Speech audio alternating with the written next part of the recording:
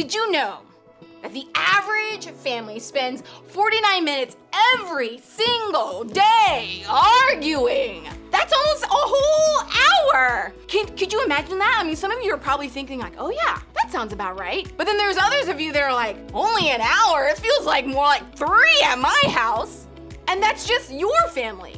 If we were to add the time you might spend arguing with your friends, your teammates, your coaches, your teachers, your siblings, well, let's just say there might not be enough hours left in most of our days after that.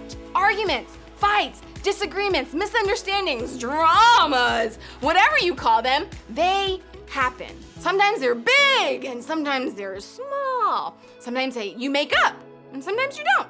The reason for the fight or the outcome after the disagreement may be different every single time. And I think there's one thing that most arguments have in common.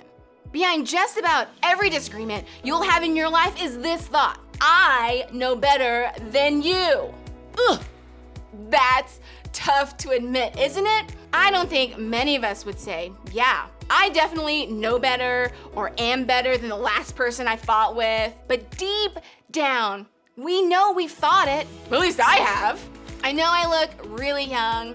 I'm actually pretty old, 20 years older maybe than most of you guys. But I've been married for 10 years to my husband. I've got 2 kids, but when my husband and I first got married, we fought a lot about cleaning. The reason we fought all the time was because I thought that I knew how to clean better, and my husband thought that he had the right way or the best way of cleaning things and getting things done, but we figured it out and it works great now. 10 years of marriage, still going strong.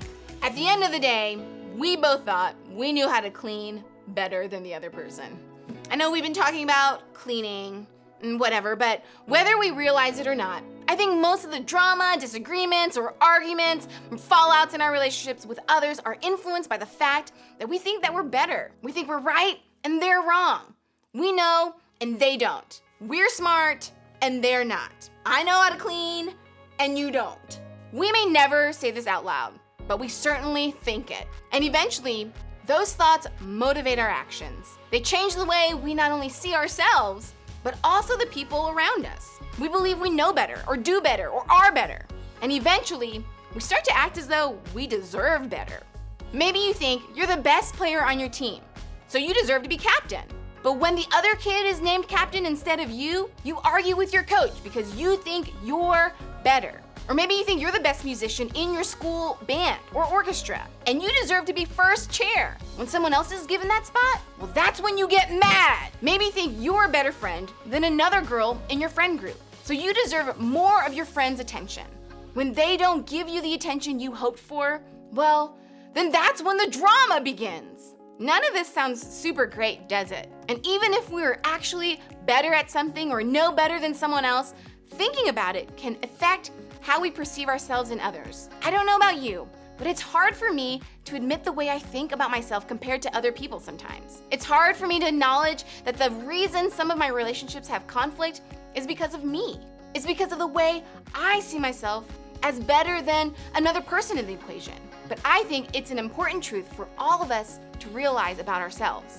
Because anytime we feel like we're better than someone, it reveals an issue with our character. It shows us something about the way we see ourselves and others that isn't quite right. And I don't know about you, but that's something that I want to change. Today we're looking at one of my favorite stories that Jesus shared with his followers while he was on earth. These stories he told are called parables, and they've been worth repeating for thousands of years. Jesus used those stories like mirrors to hold up in front of his audience to show them something new about themselves and the way they were living. The parable we're going to look at today was written down by a follower of Jesus named Luke. When Jesus shared this particular parable, he was at a dinner party held by a really respected man in the community. And before they started eating, the guests carefully chose where they were going to sit. Here's what's important to know about that.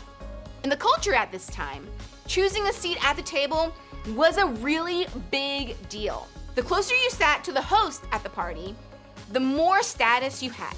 So if these people got a seat next to this really respected man that was throwing this party, it showed everyone else that they were better, cooler, and much more important than the other guests. Their seat determined their status. Now, knowing this to be true in their culture, Jesus wanted to explain that he valued something different. So he shared this parable with the dinner guests around the table. When someone invites you to a wedding feast, do not take the place of honor, for a person more distinguished than you may have been invited. If so, the host who invited both of you will come and say to you, "Give this person your seat." Then, humiliated, you will have to take the least important place. But when you are invited, take the lowest place, so that when your host comes, he will say to you, "Friend, move up to a better place." Then you will be honored in the presence of all the other guests. For all those who exalt themselves will be humbled, and those who humble themselves will be exalted. Okay, let's break down what Jesus was saying here. Imagine you've been invited to the biggest, coolest, awesomest party ever hosted by, Noah Centineo. I would definitely want to be at that party, but you've got two options. You can either sit right next to the host, or you can choose to sit farthest away from the host at the end of the table.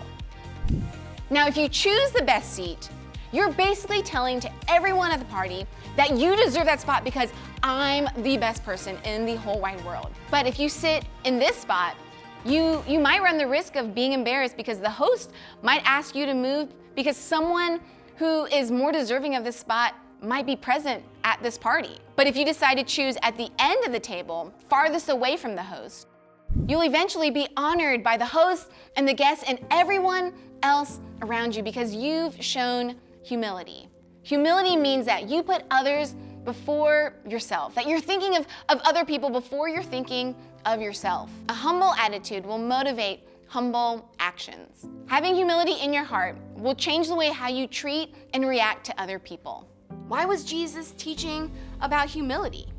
Because it's the way his kingdom works. Jesus himself showed us that. When he came to earth, he was perfect. He literally was the best. But did he walk around proclaiming that to everyone? Did he take the top spot everywhere he went? No.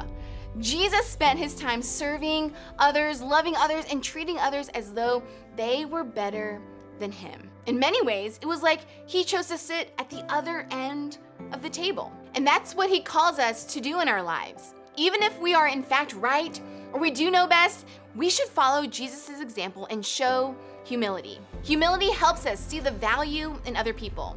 It helps remind our hearts that the person we're serving is loved by God and important to him. It helps us see people like God sees them. Humility helps us live like the citizens of God's kingdom that we are. Putting others first changes us and our relationships for the better. Now, if you're anything like me, your tendency would probably be to do what the people at the dinner party did. Move yourself to the head of the table. It's easier to see ourselves as better. It's easier to think we're right or deserving or owed something from someone else. It's in our nature to tend to see ourselves as better than others from time to time. But like we said before, that usually only ends in conflict. So what if we chose humility instead? What if instead of, thinking we deserve the top spot on the team, we congratulated the person who got it over us? What if instead of believing that we are the most important friend in our friend group, that we went out of our way to make sure everyone felt included and valued? What if instead of ignoring that new kid at school, we went out of our way to say hello? What if instead of waiting for our parents to tell us to do our chores, we finished them ahead of time? I, for one, think there would be a lot less drama and conflict in our lives if we did. That's what humility looks like in action. Putting others first changes us and our relationships for the better. This week, I want you to think of just one way you can practice humility. Maybe it's choosing to apologize first. Maybe it's celebrating someone who gets something great in their lives. Maybe something you wanted or thought you deserved. Maybe it's admitting you're wrong in a fight or giving the other person the chance to explain themselves before jumping to conclusions. Maybe it's simply inviting someone into your group or going out of your way to do something kind. Whatever it is, find one way to put someone ahead of yourself this week. Then watch how it makes your relationship and your heart better. You got this.